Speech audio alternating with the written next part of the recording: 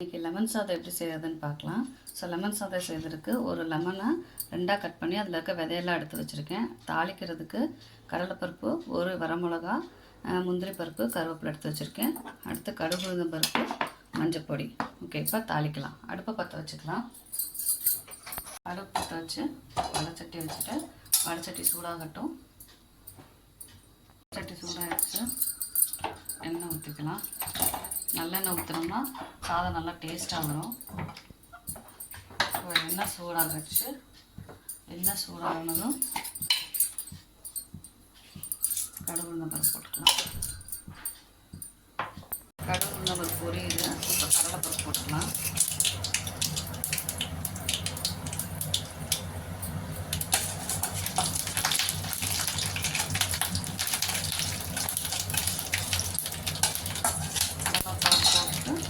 ஒரு வரமிளகா, கருவேப்பிலை, போட்டுக்கலாம். இது வறுத்துட்டு சாதத்துக்கு தேவையான மஞ்சள் பொடி,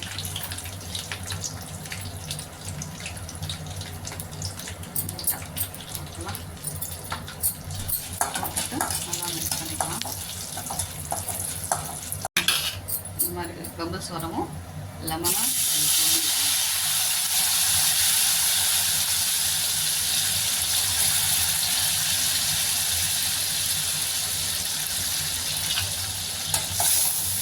லெமனை புரிஞ்சு ஒரு 2 தடவை வணக்கினமா போகணும். இந்த லெமனோட பச்சை வாசம் போனோன்னையும் ஸ்டவ்வை ஆஃப் பண்ணிடலாம்.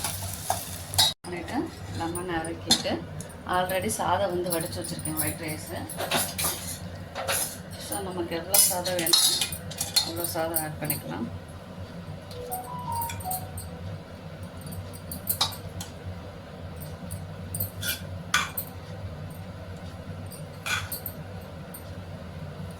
நான் 2 பேருக்கு அளவாக எடுத்திருக்கேன்.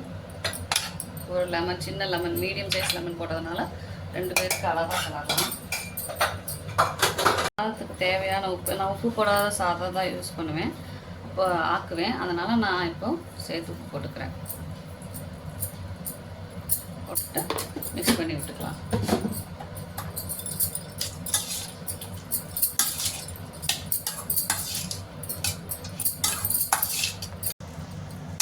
நல்லா ஒரு பக்கமும் ஒயிட் ரைஸ் தெரியாத அளவுக்கு எல்லாத்தையும் நல்லா ஸ்ப்ரெட் பண்ணி விட்டுடலாம். இப்போ சுவையான லஞ்ச் பாக்ஸ் ரெசிபி லெமன் சாதம் ரெடி. இப்போ நான் வந்து முந்திரி பருப்பு போடுறேன் இல்லையா, அதுக்கு பொதுவாக கடலை பருப்பும் போட்டு நம்ம நிலக்கடலை பருப்பும் போட்டுக்கலாம். அது போட்டாலும் நல்லா டேஸ்ட்டாக இருக்கும். ஸோ இதை நம்ம ஒரு 10 மினிட்ஸ் கழித்து லஞ்ச் பேக் பண்ணிடலாம். Thank you friends. இப்போ பொட்டேட்டோ ஃப்ரை எப்படி செய்கிறதுன்னு பார்க்கலாம். ஸோ பொட்டேட்டோ ஃப்ரை செய்கிறதுக்கு 4 பொட்டேட்டோவை வந்து ஸ்கின்னை வந்து பீல் பண்ணிவிட்டு நான் வச்சுருக்கேன், வாஷ் பண்ணி வச்சுருக்கேன். இப்போ ஒரு ஆனியன் இருக்குது. ஸோ இதை சின்னதாக கட் பண்ணி எடுத்துக்கலாம். இதை நீல வாக்கில் கட் பண்ணி எடுத்துக்கலாம். ஸோ அந்த பொட்டேட்டோவை நான் பொடியாக சின்னதாக கட் பண்ணி வச்சுருக்கேன். அடுத்து கார்லிக் 2 பீஸ் தான், 2 பல்லை வந்து இப்படி சின்னதாக நறுக்கி வச்சுருக்கேன். கருவேப்பிலை, ஆனியனை இப்படி நீல வாக்கில் கட் பண்ணி வச்சுருக்கேன். இப்போ தாளிக்கலாம். வச்சுட்டு வடைச்சட்டி வச்சுக்கலாம். தண்ணி வந்து இதாகட்டும், ட்ரை ஆகட்டும்.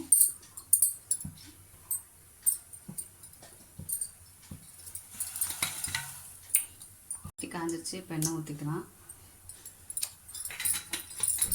வச்சு கடுகு உளுந்தம் பருப்பு போட்டுக்கலாம்.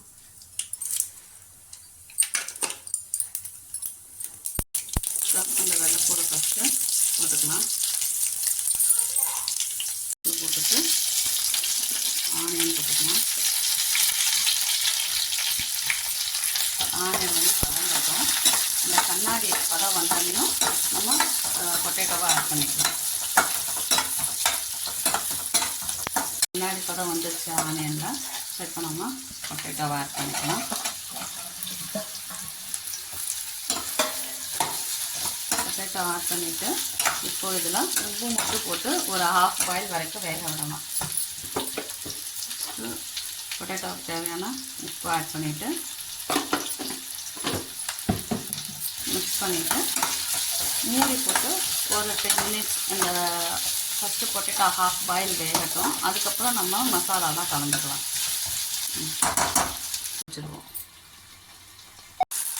பொட்டேட்டோனா ஹாஃப் பாயில் ஆகிடுச்சு. ஸோ இந்த சமயத்தில் கொஞ்சோண்டு மஞ்சப்பொடி,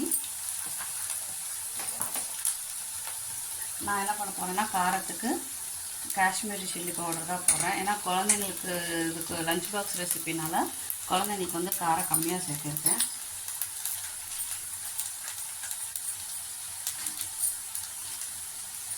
அவ்வளோதான், வேறு எதுவும் ஆட் பண்ண போகிறதில்ல. ஸோ இதை மிக்ஸ் பண்ணி விட்டுருவோம். இப்போ பெரிய வெங்காயம் வரமிளகா அப்படி சேர்த்துக்கலாம். ஸோ இப்போ இதை நல்லா பரட்டி விட்டுட்டு அங்கேயும் நம்ம என்ன பண்ணலாம், மூடி போட்டு வேக விட்டுறலாம். பார்க்கலாம். இப்போது ஒவ்வொரு 2 to 3 மினிட்ஸ்க்கு ஓப்பன் பண்ணி இப்படி மிக்ஸ் பண்ணி விட்டுக்கணும். இல்லைன்னா என்ன ஆயிரும்னா அடி பிடிச்சிரும். ஸோ இப்போ பார்த்தீங்கன்னா இது வெந்துருச்சு. எப்படி வெந்துருச்சுன்னு பார்க்கலான்னா ஒரு பொட்டேட்டோ பீஸ் எடுத்து இப்படி கட் பண்ணி பார்த்தோம்னா கட் ஆயிரும். ஸோ இப்போ இது நல்லா வெந்துருச்சு. So potato fry ready. இப்போ இதை நம்ம சர்வ் பண்ணலாம்.